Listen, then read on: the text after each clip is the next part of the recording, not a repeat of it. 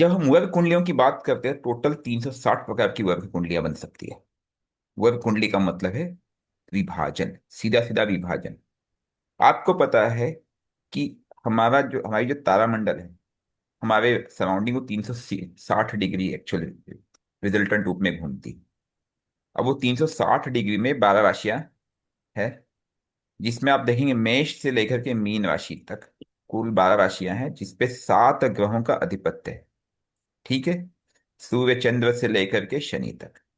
लेकिन इसमें थोड़ा सा खेल बिगाड़ते हैं दो अदृश्य प्लैनेट, जिसे आप कहते हैं राहु और केतु, जो यहाँ पे अपना पूरी तरह से रूल बुक को फॉलो करते हैं, रूल में अपना भंग डालते हैं। अब इन वर्ग कुंडलियों को जब हम स्टडी करने की कोशिश करते हैं, तो हम पाते हैं कि सबसे मेन D1 चार्ट, जिसे लग्न चार्ट या राशि चार्ट कहते हैं, वो सबसे इंपॉर्टेंट होता है, जिसका यूज हम लोग करते हैं। षोडश वर्ग में भी आप देखोगे D1 और D9 को बहुत ज्यादा महत्व दिया गया है। उसके अलावा किसी को महत्व उतना नहीं मिला है, क्योंकि टोटल पॉइंट पॉइंट वेटिंग 20 होती है, उसमें से आपने उसको विभाजित किया गया है। लेकिन इन रियलिटी हमारे प्रारब्ध जो है वो 360 भागों में बांटे गए। उन 360 भागों में कुछ का यूज नहीं होता है, कुछ का यूज होता है। वो कैसे होता है हम समझने का प्रयास करेंगे। सबसे पहले मैं माँ भगवती से प्रार्थना करूंगा कि जो भी ज्ञान सत्य वही मुझसे दिलाए यहाँ पे, और आप सबका कल्याण। और वर्ग कुंडली को जाते हुए हम सबसे पहले एक मिथ को तोड़ने का प्रयास करेंगे। वो मिथ ये है कि लोग ये कहते हैं, पहले आप लोग ना म्यूट कर लीजिए प्लीज, प्लीज म्यूट कर लीजिए, रिक्वेस्ट है आप सबसे। ठीक है, लोग ये कहते हैं कि अगर D1 आपकी आत्मा है तो D9 आपका शरीर है। लोग ये कहते हैं कि D1 अगर आपकी आत्मा है तो आपके कर्मों के फलों के प्रारब्ध आपकी वर्ग कुंडलियां हैं। देखा जाए तो हाँ भी कहूंगा और मैं ना भी कहूंगा। अब इसको समझने का हम प्रयास करेंगे, मैं ऐसा क्यों कह रहा हूं। अब हम जब बेसिक में जाते हैं, हमें एक चीज समझ में आती है कि D1 से लेके D60, जैसे हम कहते हैं D1, तो उसका मतलब है whole division, only one division. जब मैं कहता हूँ D2, तो मैं कहता हूँ टू डिविजन्स। जब मैं कहता हूँ D3, तो थ्री डिवीजन। D4 मतलब फोर डिवीजन, D5 मतलब फाइव डिवीजन, D6 मतलब D6 डिवीजन। और उनको एक पर्टिकुलर नाम दिए गए। कुछ मुख्य वर्ग कुंडलियां जो है यूजुअली हम जो यूज करते हैं D60 तक यूज करते हैं, जिसमें आप D1 को राशि कहते हैं, D2 को होरा कहते हैं, D3 को डेक्कन कहते हैं, D4 को चतुर्मांश कहते हैं, D9 को नवांश कहते हैं।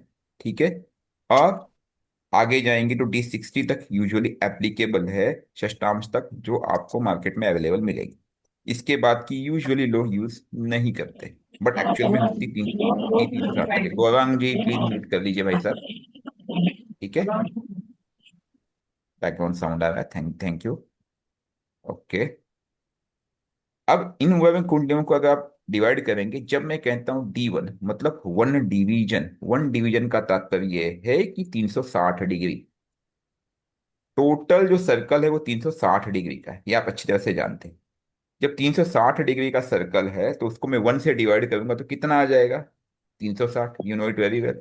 ठीक है, तो हम इसको थोड़ा सा ना विभाजित करने का प्रयास करेंगे कि कैसे हम इसको डिवाइड करेंगे और कितनी कैसी डिग्रियां बनेगी। अब मैं क्या करूंगा कि टोटल डिवाइड डिवाइड करेंगे और एक साइकिल कितने का बनेगा वो देखेंगे। ठीक है, साइकिल, क्योंकि ये थोड़ा सा इंपॉर्टेंट पार्ट है, ये आप समझ जाओगे तो आपको वर्ग कुंडलियों का कंसेप्ट ही क्लियर हो जाएगा, आपको फिर मुझे कभी पूछने की जरूरत नहीं पड़ेगी। ओके, तो मैं क्या करूंगा, 360 डिग्री से डिवाइड करूंगा, किससे करूंगा? Number of division. अर्थात ये कहता है कि पूरा 360 डिग्री आपका है। राशि चार्ट D1 कहता है कि पूरा 360 डिग्री एक साइकिल है जो आपका है। तो मैं ये कहता हूं कि मैंने एक साइकिल ली। अब मैंने इसको डिवाइड करना शुरू किया। वेट, इसको ऐसे करते हैं, 360 डिवाइडेड बाय, एक्सेल में काम करने में एक अच्छा रहता है कि बहुत सी चीजें रिजल्टेंट रूप में आ जाती है। ये नॉट एप्लीकेबल हो जाएगा, ये नॉट एप्लीकेबल, ये नॉट एप्लीकेबल। ठीक है, थोड़ा सा हम आगे तक चले जाते हैं, D60 तक बेटर रहेगा ना, इसके बाद नहीं आना। चले भी गए तो कोई दिक्कत नहीं है।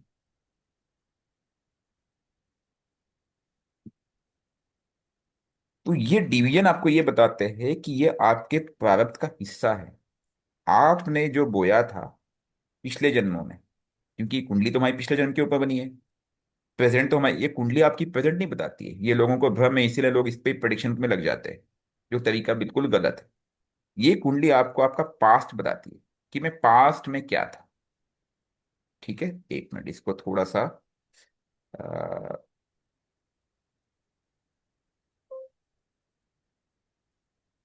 Okay, done. अब ये 360 डिग्री D1 कहता है, होगा कहता है कि मैंने इसको दो पार्ट में डिवाइड कर दिया, इक्वल हाफ, 180 डिग्री। डेक्कन कहता है नहीं, ये 120 डिग्री। ठीक है, डेक्कन तीन विभाजन की बात करता है, चतुर्थांश चार विभाजन की बात करता है, पंचमांश पांच विभाजन की बात करता है। लेकिन कितने ग्रह है टोटल? 9 ग्रह। हमारे जीवन में जो भी चीजें चल रही है वो 9 ग्रहों के कारण चल रही है। अब हम क्या करेंगे, इसको हम अलग तरीके से लेंगे, इनको हम 9 से विभाजित करेंगे। जब हम 9 से विभाजित करेंगे तो आपको देखेंगे कि हमारे जीवन का जो एक साइकिल है, एक, जैसे अभी राशि राशि क्या कहता है, नहीं, सॉरी, 9 ग्रह, लेकिन राशियां कितनी, सॉरी 12 राशियां हैं, तो हम इसको 12 से विभाजित करेंगे। मतलब एक D1 जो है वह एक भाव या एक राशि, वो आपको 30 डिग्री का डिफाइन करती है। मतलब एक प्रारब्ध जो हमें मिला है एक कर्म के लिए, कुल मिलाकर के ईश्वर ने हमें 12 तरह के प्रारब्ध दिए, फर्स्ट हाउस से लेकर 12th हाउस तक, राइट। लेकिन होरा कहता है नहीं, मैं तुम्हें उसका हाफ, मैं केवल तुम्हें 15 डिग्री का ही एक पार्ट दूंगा। अब इसको थोड़ा समझने का हम प्रयास करेंगे और डिटेलिंग में, एक मिनट जरा।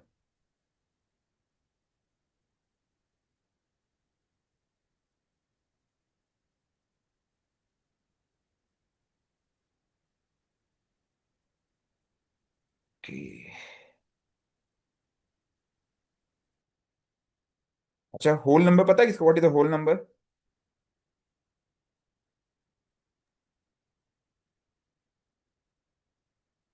ठीक है, तो आप देखोगे कि राशि एक बात सीधा सीधा कहती है कि मेरा जो प्रारब्ध है वो एक भाव को लेकर के, वो केवल 30 डिग्री का है। होगा कहता है नहीं, वो 15 डिग्री का है। डेक्कन कहता है 10 डिग्री का। चतुर्थांश कहता है 7.5 डिग्री का है। और नवमांश कहता है 3.3 डिग्री का है। अगर मैं इसको फर्दर एक और यूनिट पे डिवाइड ये कर दूं तो थ्री कहेगा point three two point zero three हाँ, 3.32 डिग्री का है। इसका मतलब समझने का प्रयास कीजिए आप, थोड़ा सा और डिटेल में जाते हैं। ईश्वर ने हमें जो जीवन दिया है ना, वो दिया है कुल इन 12 राशियों के लिए। इसलिए हमने इस पे एक क्लास दी थी बहुत पहले, अगर आपको याद होगा, कि ईश्वर ने हमें जीवन दिया था पूरे 360 वर्षों के लिए, सतयुग त्रेता द्वापर कलयुग। हम उसको जैसे ही जीते आए तो हमने पाया कि वो 360 डिग्री कम होते होते होते होते 240 हो गई, 240 का 120 रह गई। और कलयुग का प्रभाव है कि हम 60 के इर्द गिर्द घूमना चालू हो गए। ठीक है, क्योंकि जो शनि है, इस पूरे कर्म के कारक, इस पूरे कर्म के कारक कौन है? शनिदेव। जब देखिए अभी इस, अगर आप इस राशि चक्र को स्टडी करने का प्रयास करेंगे, सबको दो दो भाव मिले हैं, सबको दो दो भाव मिले और कितना पैरेलली मिले हुए। जब आप मेष से लेकर के मीन तक पहुंचते हो तो सबको दो दो भाव मिले। मून चंद्र तो चलो ठीक है, पति पत्नी, मून और शन सन को देखें तो पति पत्नी है, इसलिए वो मिलके काम कर रहे हैं। लेकिन बाकी मर्क्यूरी को देखिए, वीनस, मार्स, जुपिटर, सैटर्न, सबको दो दो भाव मिले हुए, and they are parallelly working on it. लेकिन जो पाथवे है, धर्म को दूसरे धर्म से देखिए, धर्म भी दो तरह से है, एक धनु का धर्म, एक मीन का धर्म है। हालांकि ये क्लास अलग हो जाएगा, लेकिन इन दोनों धर्म को मिलने के लिए शनि के वास्ते जाना पड़ता है। मार्स एक मेष और एक वृश्चिक है, जहाँ पे कुंडली शक्ति का पूरा विराजमान है। लेकिन इन दोनों को मिलन करने के लिए भी या तो इस मार्ग से जाएगा या तो इस मार्ग से जाएगा। जब हम कुंडली शक्ति की बात करते हैं उसमें मैंने ये बात बताया भी है कि आपके पास दो रास्ते हैं। एक ये रास्ता है जो कि धर्म और कर्म का रास्ता है, और दूसरा रास्ता क्या है? भोग का रास्ता है। ठीक है, उसके बाद वीनस की बात करें तो वीनस भोग का कारक है, लेकिन वीनस के लोगों को भोग के रास्ते मिलना शॉर्टकट हो जाता है। लेकिन वहां पे आपको धर्म और कर्म नहीं मिल पाता है। तो ये पाथवे बेसिकल, ये एक साइकिल है, बीच में एक बैरियर है, या तो आप इस रास्ते से एक दूसरे को मिलेंगे, या तो इस रास्ते से मिलेंगे। We need to understand that way. और उसमें सबसे इंपॉर्टेंट रोल कौन प्ले करता है? आत्मा और मन। ठीक है। जब आप कर्म के रास्ते जाते हो ना, तब आत्मा और मन को बाजू कर देते हो, आप केवल कर्म करते हो। लेकिन जब आप धर्म के रास्ते जाते हो तो, लेकिन जब आप धर्म के रास्ते नहीं जाते हो तो आप केवल मन की सुनते हो। आत्मा जिस पोजीशन में है, क्योंकि कलयुग का प्रभाव है, आत्मा मैली, हम उसकी सुनते हैं और हम उसी भोग वृत्ति में लटके रह जाते हैं। मैक्सिमम लोग ये पाथ फॉलो करते हैं, और यही कारण है वो सफल नहीं होते, और जीवन में समस्याएं होती है। राहु केतु जैसे ग्रह आपके जीवन में बाधा उत्पन्न करते रहते हैं। जिस दिन आप जिस दिन आप उस मुक्तिदायिनी मीन राशि तक पहुंचने के लिए, आप कहीं भी हो, आपकी कुंडली में आप किसी पोजीशन में, कौन सा भी हाउस एक्टिव हो, आप इस रास्ते को चुनना चालू करोगे ना, उस दिन आपको सफलता मिल जाएगी। ये बहुत इंपॉर्टेंट चक्र है, ये वर्ग कुंडली से संबंध रखता है, इसलिए मैंने यहाँ पे इसको रखा हुआ। ठीक है। अब जब हम आगे बढ़ेंगे, देखो यहाँ पे भी मैंने इसको दिखाया भी कि these all are companion partners. Try to understand. Companion partner का मतलब है कि यह एक दूसरे से संबंध रखते, बैलेंस करते एक दूसरे को। ठीक है। सृष्टि भी बैलेंसिंग के हिसाब से बनी है, कुंडली भी बैलेंसिंग के हिसाब से बनी है। अब वो अब बैलेंस वो डुअल बैलेंसिंग है, या वो बैलेंस ट्रिपल बैलेंसिंग है, या वो बैलेंस वन फोर्थ बैलेंसिंग है, वो डिपेंड करता है।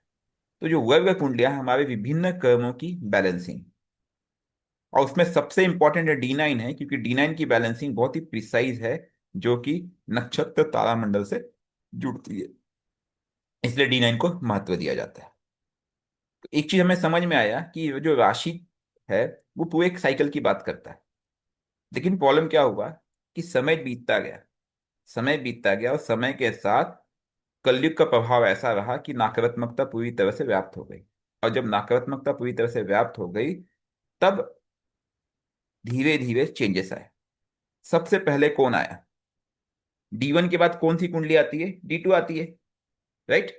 अब डी टू कैसे कहते हैं? होगा होगा किस लिए देखते हैं, कोई बताएगा? एनीवन? सर हो रहा है आवर ऑल्सो ना, टाइम। टाइम है, बिल्कुल। धन के लिए देखते हैं, वैसे तो धन के लिए देखते हैं बट। धन के लिए देखते हैं, बिल्कुल। जो वैदिक एस्ट्रोलॉजी कहती है, जो अगर अगर आप पुराने ग्रंथों को स्टडी करेंगे, तो सीधा कहता है कि होरा जो है, वो वेल्थ और प्रॉस्पेरिटी के लिए। लेकिन होरा में दो प्लैनेट कौन से यूज होते हैं? Sun and moon sir. Sun and moon. Sun क्या है? आत्मा। आत्मा। मून क्या है? मन। मन। बेसिकली होरा जो है, उस बैलेंसिंग के दो पार्ट है, व्यक्तित्व के। वो व्यक्तित्व की लड़ाई भी है। और जब व्यक्तित्व बैलेंस होता है, क्योंकि देखिए कलयुग का प्रभाव ऐसा है कि हर व्यक्ति आज के जमाने में केवल भोग विलास और ऐश्वर्य की बात ही करता है। अगर आपके पास कोई चार्ट आएगा, तो 100 में से 99 चार्ट केवल इन्हीं चीजों की बात करेगा। केवल एक चार्ट ऐसा होगा जो बोलेगा कि मुझे मुक्ति कैसे मिल सकती है, मुझे सदगति कैसे मिल सकती है। एक्सपीरियंस किया आप लोगों ने ये बात? Yes sir. 99% चार्ट इसी भौतिक जगत की बात कर रहे होंगे। और उन 99% चार्ट में आपको, जब आप होरा भी देखोगे, तो आप उनके होरा को कैसे एक्सपेंड करोगे? इसी ऐश्वर्य के पर्पज से। लेकिन आप एक चीज भूल जाते हो कि उसका कारक कौन है? सन एंड मून। अर्थात अर्थात राजा और रानी, अर्थात मन और आत्मा। अब मैं वापस से बैक टू उसी बेसिस पे जाता हूं जो मैं हमने डिस्कस किया था थोड़ी देर पहले, कि बॉस, आपके पास दो रास्ते हैं इस बैरियर को क्रॉस करने के लिए। आप कहीं भी पोजीशन में हो, कहीं भी पोजीशन का मतलब है, मान लेते हैं कि आपकी दशा चल रही है, आपका दशा लॉर्ड तुला में बैठा हुआ है या वृश्चिक में बैठा हुआ है। अब वृश्चिक से आपको ट्रैवल करना है, तो आपके पास दो रास्ते हैं। हम अपने मन को और अपनी आत्मा को उस भगवत गीता के ज्ञान स्वरूप में ढाल नहीं पा रहे, इसलिए हम भटक जाते हैं। ये हमारे लिए सबसे बड़ा बैरियर बन जाता है। और हम इस सन मून को किससे जोड़ लेते हैं? वीनस से। हम इस सन मून को किससे जोड़ लेते हैं? मार्स से, जो एग्रेशन का कारक है। हम सन मून को किससे जोड़ लेते हैं? मर्क्यूरी से, जो व्यक्ति की चालाकी है। लेकिन वो चालाकी के साथ साथ और क्या है, ज्ञान और विवेक का कारक भी है। ठीक है। कम्युनिकेशन। तो कम्युनिकेशन का कारक है। तो आपके पास जो पाथवे है वो दो पाथवे है। अब इस सन और मून को जब तक आप शुद्ध नहीं करोगे आप आगे नहीं बढ़ सकते। आपको मिलेगा, आपको ऐश्वर्य मिलेगा। देखिए, जब हम ऐश्वर्य की प्राप्ति की बात करते हैं तो ऐश्वर्य की प्राप्ति दो तरह से हो सकती है। एक है कि आप अपने उस आत्मा को, उसके मन को दिशा दो कि सत्य क्या है, और जैसे ही सत्य होगा आपको अपने आप शांति हो जाएगी, और आपके पास जो मिलेगा वो ईश्वर जो दे रहा है, जो आपके प्रारब्ध देव, जो आपकी कुंडली दे रही है, वही आपके लिए ऐश्वर्य बन जाता है, वही आपके लिए सब कुछ बन जाता है। आप शांत हो जाते हैं। मेरे पास 1 करोड़ है, मेरे पास 10 करोड़ है, मेरे पास 100 करोड़ है, ये क्या फर्क पड़ता है? रोटी तो 10 रुपए की आती है। Try to understand. उसकी कोई लिमिट नहीं है। नंबर जो है ना, इन्फिनिटी, देखिए, ये नंबर गेम जो है इन्फिनिटी की तरफ जा रहा है। Infinity is Rahu. मैंने एक्सप्लेन किया था आपको, राहु इज इन्फिनिटी। जब राहु मेरा इन्फिनिटी है, तो उसको मुझे याद है कि मैंने अभी हाल ही में एक कुछ बनाया था, क्योंकि एक कोइंसिडेंटली अभी मैं आपको जस्ट बता रहा हूँ कि एक बुक लिखने का प्रयास कर रहा हूँ मैं, जो आपके लिए बेटर होगा। तो अगर वो पूरी कर सका मैं समय रहते, ठीक है। तो जब मैंने उसे बनाया था तो उसमें मैं आपको दिखाऊंगा कि Rahu is infinity and Ketu is just a small dot और जीरो। ठीक है। तो जब आप उस नंबर गेम में राहु की तरफ बढ़ते हो, 1 crore, 10 crore, 100 crore, 50 crore, that is your tending towards Rahu. तो राहु ने अपना रोल प्ले करना चालू कर दिया, क्योंकि आपकी रिक्वायरमेंट कुछ और है और आप भाग कहीं और रहे। Try to understand. और जैसे आप जीरो की तरफ बढ़ते हो तो आप बोलते हो इट्स अ केतु।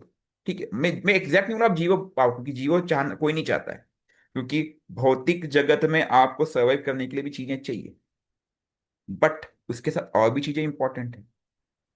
तो जब आप होरा में किसी का होरा देखते हो, आप कहते हो कि आपके होरा के हिसाब से ये मेरे प्रेडिक्शंस है। बेसिकली वर्ग कुंडली क्या है, उसके बेसिस को टच करने का प्रयास करता है। ठीक है, ये बर्थ चार्ट के हिसाब से उसका बैलेंसिंग बेसिस क्या कहता है। तो आप कहते हो कि भाई इस होरा में मुझे ये प्रेडिक्शन मिल रहा है, और इस प्रेडिक्शन के हिसाब से आपको मैं ये कोशिश कर प्रयास कर रहा हूँ कि ये आपका प्रेडिक्शन है related to wealth and prosperity. आप एक और वो वेल्थ और प्रॉस्पेरिटी आप उसके स्टेट ऑफ माइंड, ठीक है, स्टेट ऑफ सोल के हिसाब से देखते हो, क्योंकि उसने पिछले जन्म के प्रारब्ध ने, उसकी आत्मा और उसके मन ने, उसकी आत्मा और उसके मन ने इन भोग विलास की वस्तुओं से किस तरह से कनेक्ट किया था, और उस स्टेट ऑफ माइंड को आप स्टडी करके बताते हो कि यस होगा इज पॉजिटिव और नेगेटिव। अब हम डेक्कन की जब बात करते हैं तो डेक्कन क्या कहता है कि ये वेलफेयर की बात करता है, हेल्थ को लेकर के भी डेक्कन को देखा जाता है। अब इसके पीछे दो तीन कारण है। जब आपको मैंने कहा था कि जो हमारी कुंडली है वो 3 भाग में विभाजित है, ब्रह्मा विष्णु महेश। एम आई राइट? याद है वो क्लास किसी को? एनीवन? शिल्पा मैम? नहीं? ये सर याद है सर। ब्रह्मा विष्णु महेश। अब वो हाँ सर। ब्रह्मा विष्णु महेश में, ठीक है, जन्म देने वाला, जी।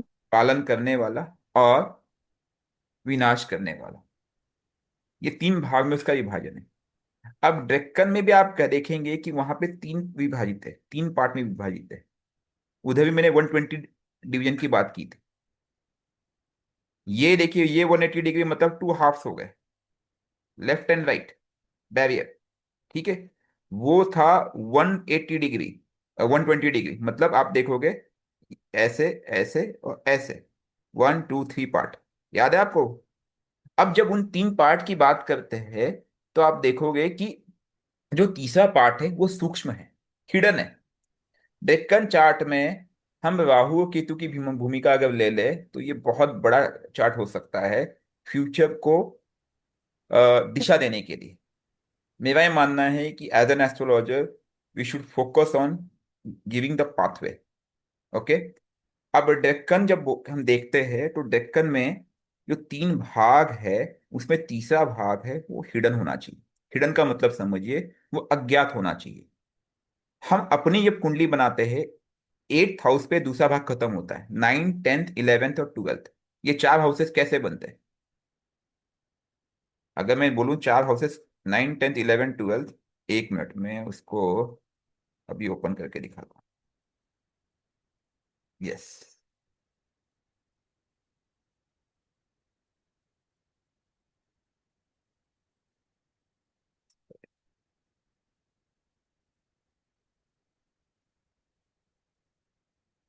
ओके, ये will take this one better.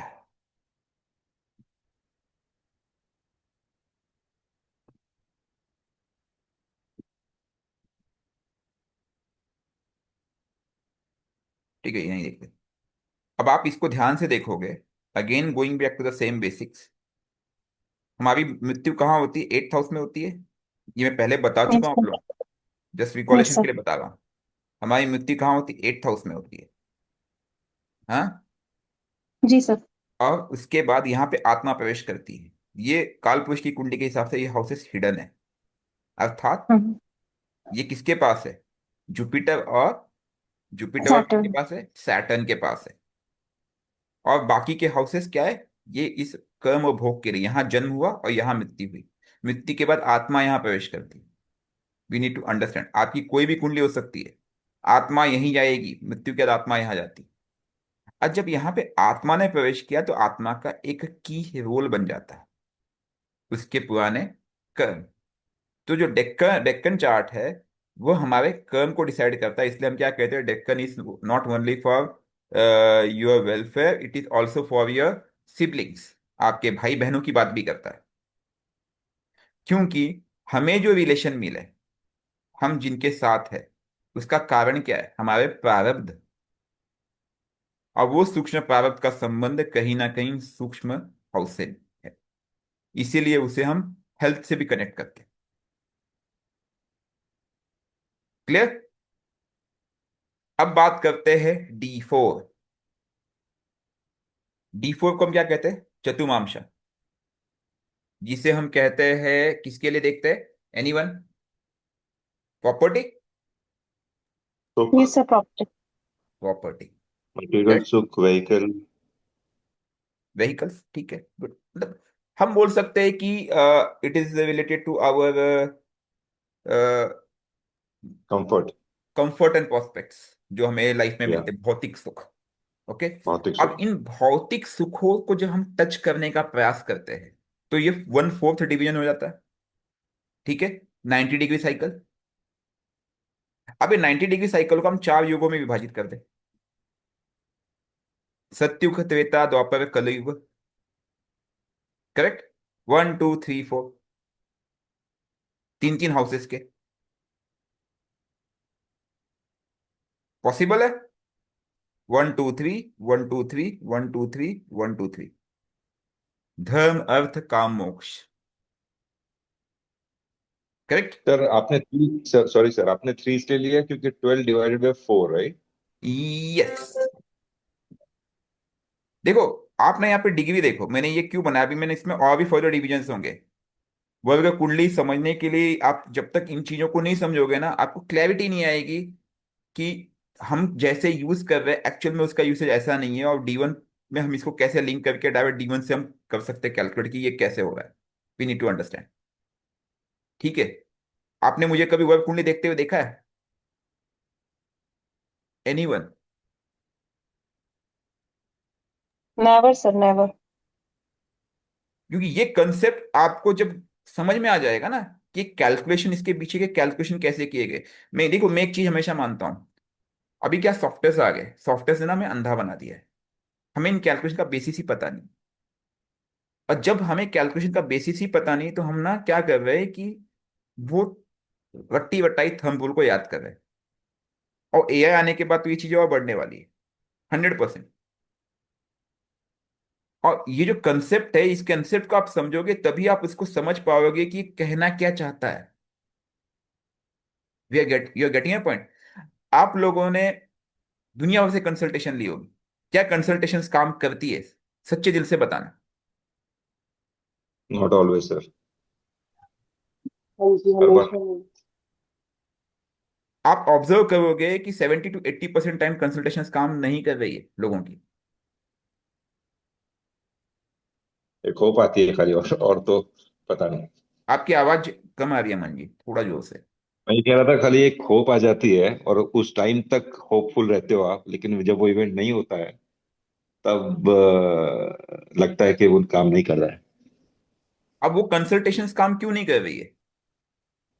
There could be certain reasons ना। इफ यू आर, मेरे हिसाब से मेजोरिटी ऑफ द नहीं understanding is not correct. Majority. नहीं, सिर्फ only, not only understanding, not only understanding, इसके पीछे दो रीजन है। हम लोग जो कंसल्टेशन दे रहे हैं उसका बेसिस ही गलत है। हमारा जी। बेसिस ही गलत है, हमारा कंसल्टेशन का जो तरीका है उसमें देखो, पहली बात, एस्ट्रोलॉजर्स जो है दैविक शक्तियों के बिना संभव नहीं है एस्ट्रोलॉजी के लिए। जी। एस्ट्रोलॉजी के एब्सोल्युटली। लिए साधना जरूरी है, एस्ट्रोलॉजी के लिए दैविक शक्तियों की आवश्यकता जरूरी है, क्योंकि अरे उसके ये प्रारब्ध, मीटिंग नहीं होगी। एक मेरे को तो पर्टिकुलर कहते व्यक्ति के यूट्यूब पे। प्रारब्ध, एक व्यक्ति, पर्टिकुलर व्यक्ति के प्रारब्ध जो है वह हम डिफाइन नहीं कर रहे, वो उसके कर्म डिफाइन कर रहे हैं। जो उसने बोया वही वो काट रहा है। अब उस व्यक्ति के प्रारब्ध को हम टच करने की कोशिश कर रहे हैं जो हमें पता ही नहीं है। हमारा ज्ञान भी अल्प है। वह बुद्धि विवेक हमें कौन देगा? वह बुद्धि विवेक हमें हमारे इष्ट देंगे। इसीलिए हर एस्ट्रोलॉजर को उसके इष्ट से करेक्ट होना बहुत आवश्यक है, क्योंकि वो इष्ट उसके प्रारब्ध को टच कर सकता है और वो आपको विवेक देगा। जब आप चार्ट देखो ना, जब भी किसी का चार्ट देखो, सबसे पहले अपने इष्ट को याद करो। सबसे पहले मन में ही सही, हे भोलेनाथ, हे माता रानी, मेरे साथ आ और मेरा मार्गदर्शन कर। बाकी मार्ग वो खुद दिखा देगा। अब ऐसे हम जब D4 की बात कर रहे हैं, it's the fourth division, right? और जब हम भाव तुल्य में जाएंगे वो 7.5 डिग्री का होगा। अब इसको मैं डिफाइन करूंगा, ये मैंने थोड़े से एक आपको मॉडल दिखाया था। एक्चुअल में ये जो वर्ग कुंडली है ना, ये आपने समुद्र में मिलने वाले शंख का जो ये मिलता है ना, एक जो चक्र काइंड ऑफ थिंग, उसका मॉडल नहीं दिख रहा आपको? ये कुछ इस तरह से ही होता है ना, देखा आपने? चल। गोमती चक्र से। हाँ हाँ, काइंड ऑफ थिंग, यस। उसी का मॉडल नहीं है? जो कि एकदम केंद्र बिंदु में आपका D1 बैठा हुआ, फिर D1 से D2, D3, D4, D5, ठीक है, इसके बाद D6, D9, D12, D16, D20, D24, D36, D60। Directly indirectly आप ये कहोगे मैं D1 से स्टार्ट कर रहा हूँ, D60 पे एंड कर रहा हूँ, लेकिन रूट क्या है? D1 है। ये इसके सब डिविजन्स है, और इसके सब डिविजन्स भी वो उस प्रारब्ध को भी डिफाइन कर रहे हैं विथ रिस्पेक्ट टू आपके सूक्ष्म प्रारब्ध। And you can go up to D360, जो कि 1 डिग्री के माइन्यूट डिफरेंस पे पूरा काम कर रहा है। और हमें जो बर्थ मिलता है वह D360 डिफाइन करता है, सूक्ष्म प्रारब्ध जिसे हम कहते हैं, लघु सूक्ष्म प्रारब्ध। आप किसी का बुरा सोचते भी हो ना, वो भी उसमें ऐड हो जाता है, ध्यान रखना। छोटी से छोटे सूक्ष्म प्रारब्ध उसमें ऐड हो जाता है, जिसका जिक्र आपको शास्त्रों में मिलेगा नहीं। D360 1 डिग्री के डिफरेंस पे काम करता है, पूर्ण नाड़ी अंश। हम कहते हैं कि भाई D60 इज इनफ। अब D60 पे हम जब जाते हैं षष्टांशा, तो D60 कहता है बॉस, मैंने इसको 6 पार्ट में डिवाइड कर दिया है। किसको? इस 360 डिग्री के पूर्ण कर्म को। बेसिकली एक चीज मैंने हमेशा आपको कही है कि जब भी हम अपने कहाँ पितरों पहने का के लिए? उपाय करते हैं, जब भी हम अपने पितरों का उपाय करते हैं, तो करते समय आपको ध्यान देने की आवश्यकता है कि आप उनके 7, पिछले 7 कुल के पितरों का उपाय करें। उसका कारण क्या था कि हम एज्यूम करते हैं कि 360 ईयर्स में वो जो भी साइकिल बर्थ में अटके होंगे वो निकल जाए। आइडियली, आइडियली जो प्रेत योनि या पितृ योनि जो है, कुछ लोग कहते हैं सर हजारों साल होता है, बट जो एस्ट्रोलॉजी मुझे सिखाती मैं उसकी बात कर रहा हूँ। मैक्स 360 डिग्री, 360 ईयर्स में उसको बर्थ मिलना ही मिलना है। पहला साइकिल 120 का है, दूसरा 240 का है, तीसरा 360 का है। अब उसके प्रारब्ध किस साइकिल में अटके हुए हैं, ब्रह्मा विष्णु महेश के, उसके हिसाब से वो प्रेत योनि में रहेगा या भटकता रहेगा। जब हम भागवत पुराण या श्राद्ध कर्म या पूजा पाठ उस प्रेत के लिए या उस पितृ के लिए करते हैं, तो हमारा तात्पर्य होता है कि वह इस साइकिल से निकले, उसको मुक्ति मिले। हम अपने कर्मों द्वारा कुछ अंश उसको प्रदान करने का प्रयास करते हैं, और वह भी उसे ग्रहण करके, ठीक है, अपने कर्मों को बदल के प्रयास करता है कि मैं इसमें आगे बढ़ सकूं। ठीक है। और जब वह प्रेत और या पितृ, वो इसीलिए हम उसे क्या कहते हैं कि हम उसे एक स्थान देते हैं। स्थान देने का तात्पर्य क्या है कि जहां पे शुद्धि हो।